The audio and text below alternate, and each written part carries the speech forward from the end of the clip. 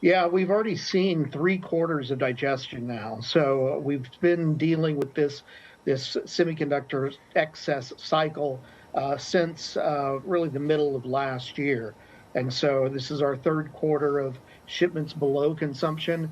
Intel said last week they thought they were shipping 20% below consumption. I would think that AMD is probably shipping at about the same pace. They said significantly below consumption on the call, giving no numbers to be specific, but they were seeing a burn of excess inventories.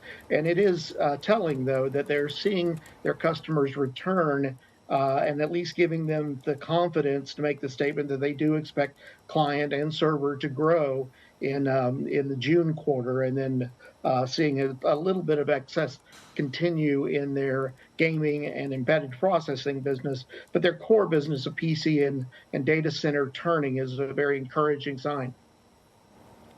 But when are their margins going to grow, Cody? Because I'm not necessarily too concerned with the gross margin. I'm talking more about the operating margin. We're around about 10% below where we were at this time last year. Do you think that pressure can ameliorate once we do see this inventory wind now that you're talking about, or is it something that's going to linger at least for the next 6 to 12 months? Yeah, I think the margin pressure is going to linger because as you're dealing with excesses, the one way for Intel to clear the boards and for AMD to follow is to be aggressive on pricing and therefore flush the channel of any excesses just by selling at a discount, which obviously pressures prices.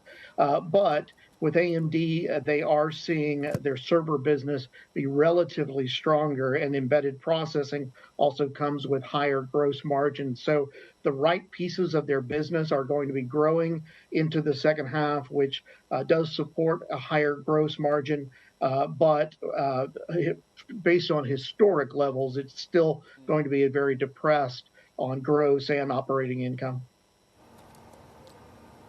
Right.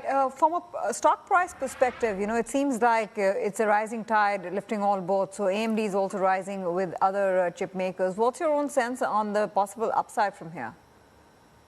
Well, I think that with AMD, it's very much a belief in the management team.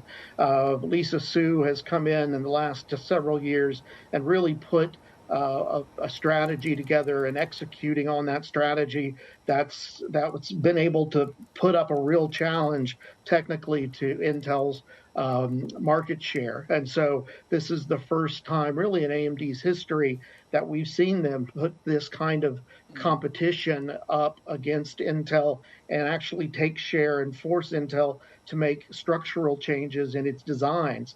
And so I believe that she's put the company on the right path, and I've got no reason to doubt that they're going to continue to gain this share. It is fighting a tide right now that's working against them, but I think that's temporary, more transitory, and investors be well to continue to follow this management team.